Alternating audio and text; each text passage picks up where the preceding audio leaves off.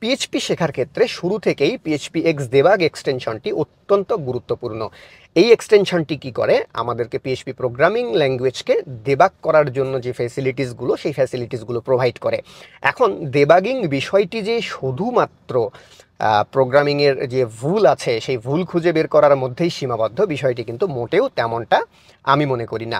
একেবারে বিগিনিং থেকে শুরু করে প্রোডাকশন, ফিক্সিং থেকে শুরু করে আন্ডারস্ট্যান্ডিং, প্রত্যেকটি বিষয়েই এই দেবাগিং অত্যন্ত জরুরি একটা বিষয়।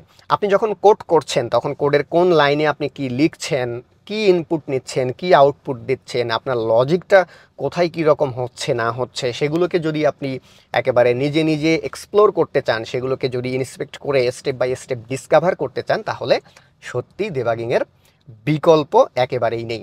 এছাড়া অনেক সময়ই দেখা যাচ্ছে যে জটিল কোনো বিজনেস লজিক নিয়ে যখন আপনি কাজ করছেন, তখন সেই বিজনেস লজিকটা অ্যাকচুয়ালি কী, সেই লজিকের স্টেপ বাই স্টেপ এক্সিকিউশনগুলো কি, সেগুলোকেও যদি আপনি ডিসকভার করতে চান, সেক্ষেত্রেও দেবাগিং অনেক বেশি হেল্পফুল। আবার যখন আমরা একেবারেই বিগিনার, কেবল প্রোগ্রামিং শিখছি বা প্রোগ্রামিং করছি, তখন বেশিরভাগ ক্ষেত্রেই কিন্তু ওই ভুল হওয়ার একটা সম্ভাবনা থেকে যায়।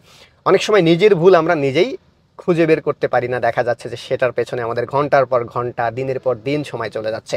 তো শুরু থেকেই যদি আপনার দেবাগিংয়ের প্র্যাকটিসটি তৈরি হয়, তাহলে কিন্তু খুব দ্রুতই আপনি আপনার নিজের ভুলগুলো খুঁজে বের করতে পারবেন এবং নিজের ভুল নিজেই খুব কুইকলি সেটাকে আপনি ফিক্স করে ফেলতে পারবেন। আর এই বিষয়টি প্রোগ্রামিং শেখার ক্ষেত্রে আপনার কনফিডেন্স লেভেলকে, আই বিলিভ, আরও অনেক বেশি কনফিডেন্স লেভেলকে আপনার গ্রো করবে।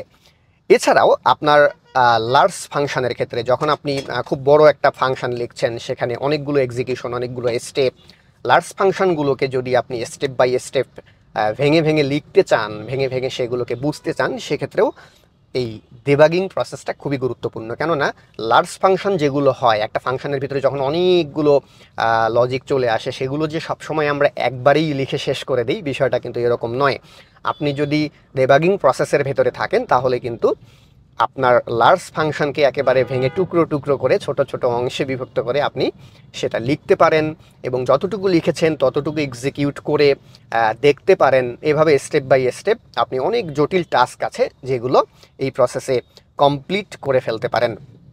এছাড়া একেবারে আপনার যে কোডগুলো আপনি লিখছেন, সেগুলো টেস্ট করবেন কিভাবে, বা সেগুলোর পারফরমেন্স কিভাবে অপটিমাইজ করবেন, আপনার কোডগুলো সুন্দর হয়েছে কি না, এই সব জায়গাতেই দেবাগিং আপনাকে অনেক বেশি হেল্প করবে। এখন এই দেবাগিং যে শুধুমাত্র পিএইচপি প্রোগ্রামিং ল্যাঙ্গুয়েজের জন্য জরুরি, বিষয়টা কিন্তু এরকম নয়। যে কোনো প্রোগ্রামিং ল্যাঙ্গুয়েজের জন্যই দেবাগিং অত্যন্ত জরুরি, হোক সেটা পিএইচপি, হোক সেটা জাভা স্ক্রিপ্ট, জাভা কিংবা সি শার্প। আপনি ব্যাক এন্ডে কোড করেন, ফ্রন্ট এন্ডে কোড করেন, যেই ইকোসিস্টেমেই আপনি থাকেন না কেন বা যেভাবেই আপনি এগিয়ে যান না কেন, সফটওয়্যার ডেভেলপমেন্টের ক্ষেত্রে আমি বলবো যে একেবারেই আপনারা যারা বিগিনার আছেন, কেবল শুরু করছেন, শুরু থেকেই যদি আপনারা এই দেবাগিংয়ের প্র্যাকটিসটা তৈরি করেন এবং দেবাগিংয়ের বিষয়গুলো ভালোভাবে বুঝতে শুরু করেন, তাহলে ইনশাল্লাহ আপনাদের প্রোগ্রামিং জার্নিটা আরও অনেক বেশি স্মুথ হবে এবং ডে বাই ডে আপনার কনফিডেন্স লেভেলটাও গ্রো করতে থাকবে। তো আশা করি গুরুত্বটা বুঝতে পেরেছেন। ধন্যবাদ সবাইকে।